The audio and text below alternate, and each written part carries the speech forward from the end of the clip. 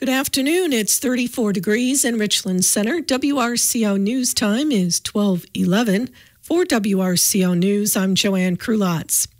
Baraboo's shared ride taxi service and City Pool were seemingly spared shutting down after the Common Council approved next year's budget Tuesday night.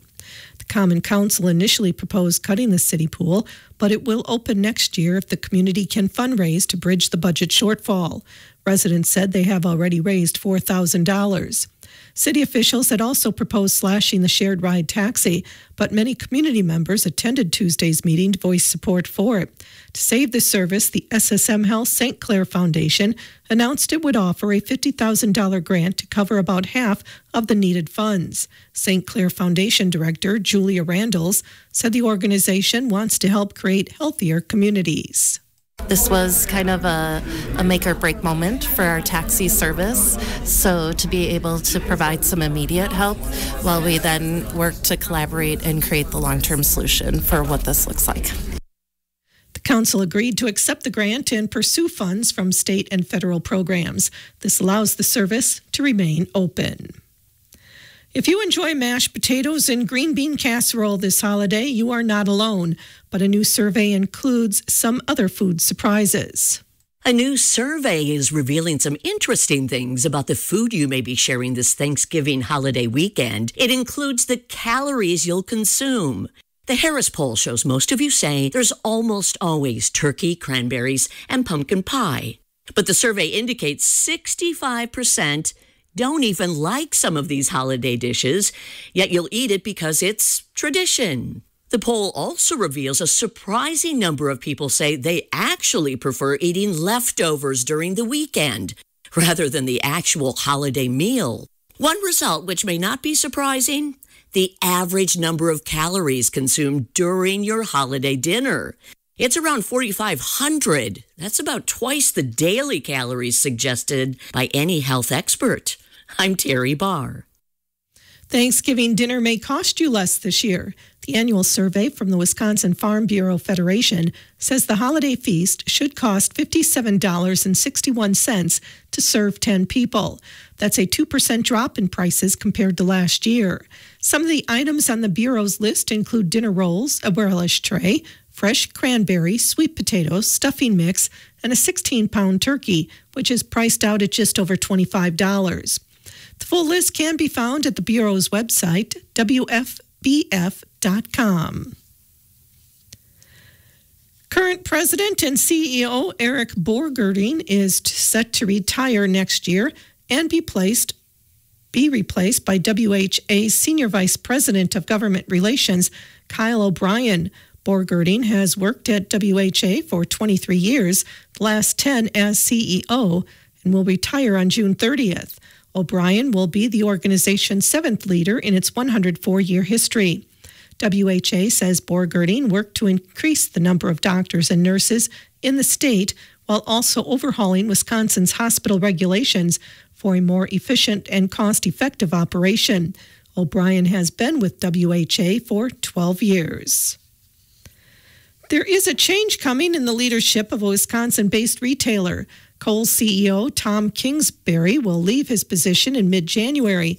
Kingsbury became interim CEO at the Menominee Falls-based company in 2022 before being installed in that position permanently.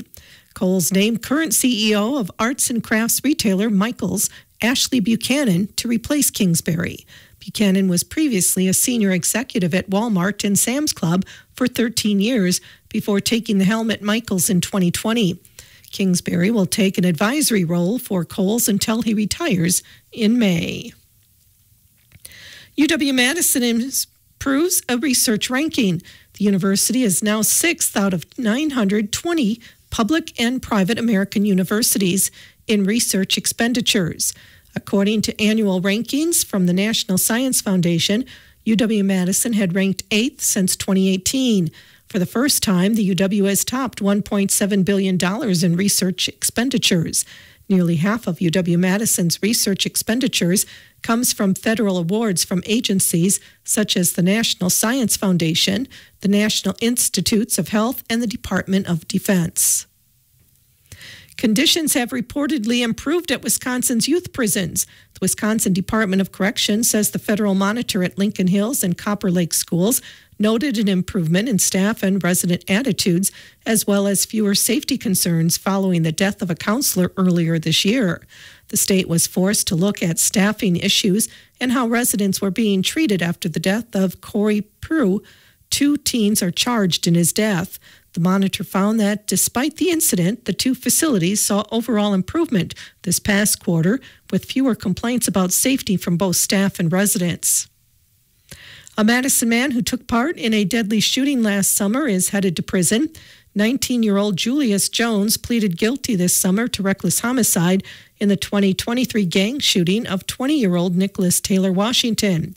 He was sentenced Tuesday to 15 years in prison. Prosecutors say Jones and 2 other men shot Taylor Washington outside a party for being a member of a rival gang. Jones originally faced intentional homicide before taking the deal. No one was injured after a vehicle hit a combine near WRCO last night. The WRCO Police Department said a vehicle driven by 36-year-old WRCO man ran into the back of a combine being driven by a 29-year-old West Salem man on U.S. Highway 14. The vehicle lost control and rolled over several times before landing on its roof. Police said both of the men were checked out by first responders but did not go to the hospital. The Medicare open enrollment period is currently being held until Saturday, December 7th. It allows beneficiaries to evaluate and make changes to their Medicare plan. Also during this time, scammers like to target the beneficiaries.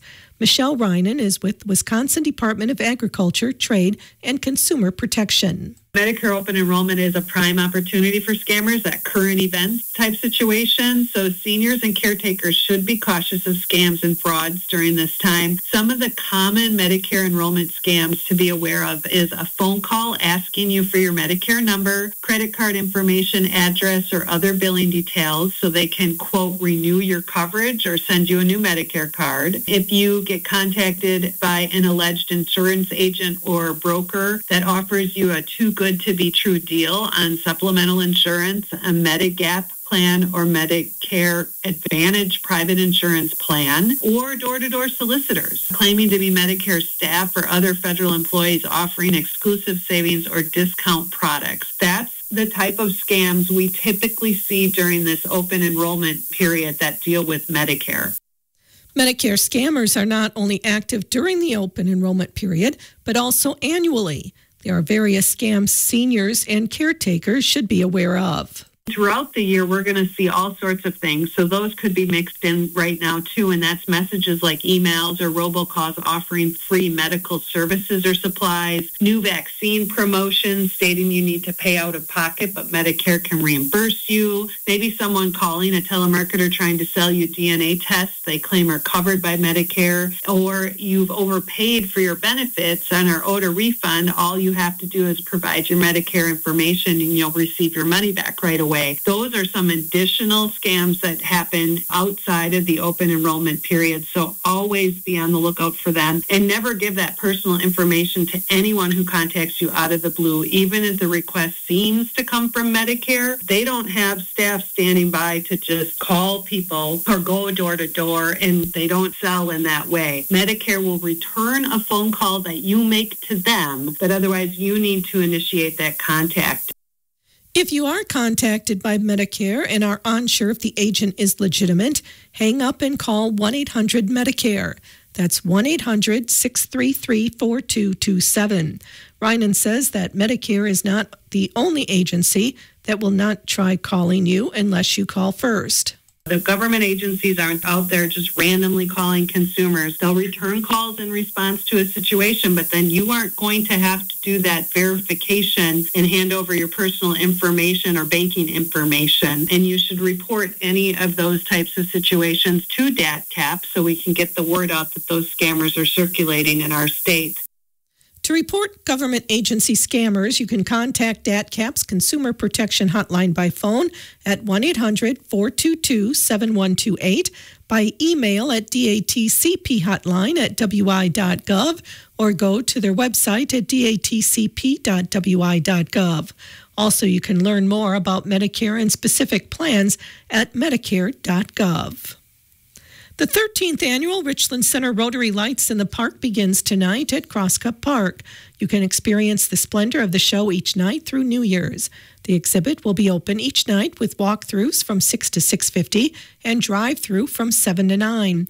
However, please note, new this year, the first 3 Mondays, December 2nd, 9th, and 16th, will be drive-through only.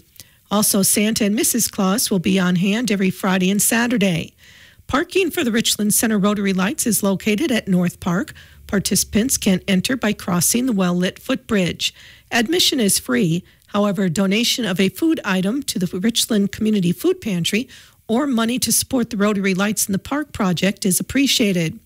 Please do not donate foods past their expiration date or any glass jars. The latest winners in the Ithaca Football Boosters calendar raffle are yesterday's winner was Caden Keller, and today's winner is Tara Coe.